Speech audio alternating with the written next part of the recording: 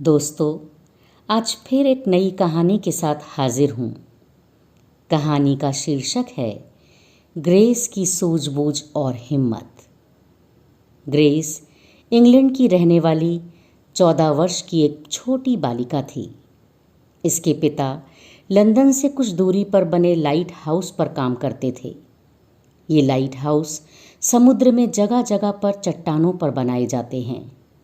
इसकी रोशनी से समुद्री जहाज समुद्र में पानी के अंदर छिपी चट्टानों से बचकर आगे बढ़ते हैं।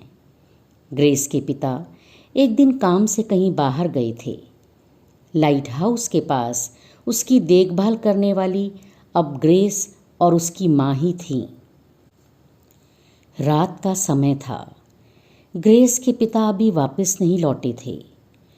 भयंकर आंधी चल पड़ी। समुद्र में ऊंची ऊंची लहरें उठने लगीं।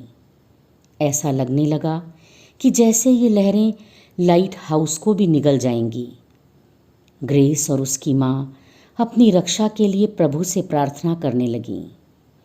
जैसे तैसे वो भयंकर काली रात बीती। सवेरा हुआ, पर आंधी अभी भी पूरी तरह से नहीं रुकी थी। ग्रेस ने दूरबीन उठाई और समुद्र पर दूर तक नज़र दौड़ाई। उसने देखा कि सवारियों से भरा एक समुद्री जहाज समुद्र में डूब रहा है। ये दृश्य देखकर ग्रेस की रूह कांप गई। ग्रेस ने यात्रियों को बचाने की ठान ली। उसने बड़ी सूझबूझ और हिम्मत से काम लिया और अपनी नाव पर चढ़कर सागर में उतर पड़ी। सागर में अभी भी ऊंची ऊंची लहरें उठ रही थीं, लेकिन ग्रेस ने अपनी जान की परवाह नहीं की और यात्रियों को बचाने के लिए नाव को तेज़ी से चलाने लगी।